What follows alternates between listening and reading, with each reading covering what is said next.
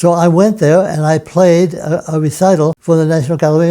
Paul Hume and they gave me spectacular reviews. I can't imagine the reviews that they gave me.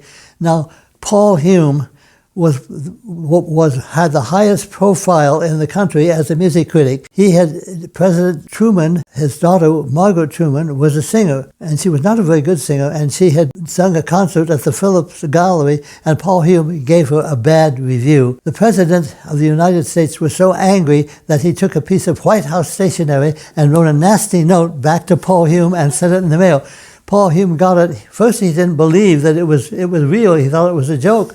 But he was on the regular faculty of the Post as a reporter. He took it and they verified it was true. Well, that became a sensational story nationwide, that the President Truman had written this music critic a nasty note because the critic had given Margaret Truman a bad review.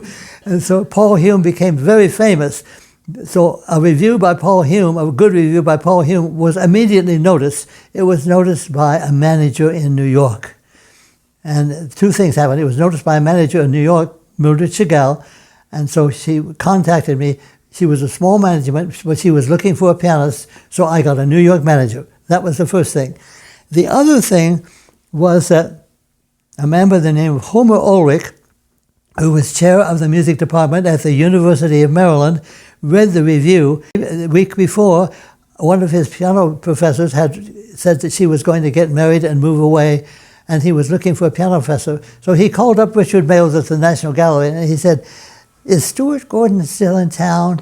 And he said, "Yes, his parents live in Arlington. He's probably still here."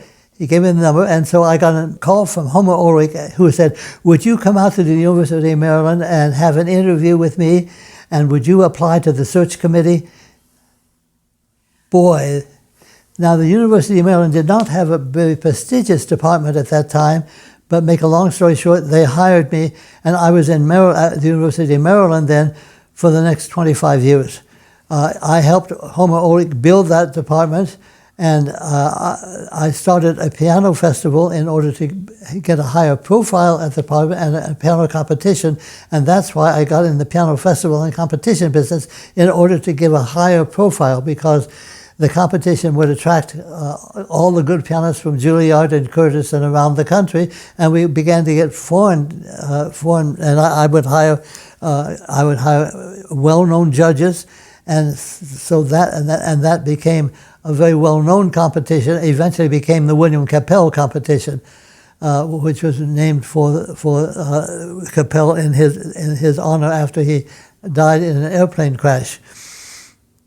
So that's how I got into the academic, administrative festival kind of field. Meanwhile, I was touring with my manager, and I was going out and touring the country. I would manage to do about 15 to 20 concerts a year in vacations and making up classwork after traveling quickly out and playing concerts and then flying back and making up the work.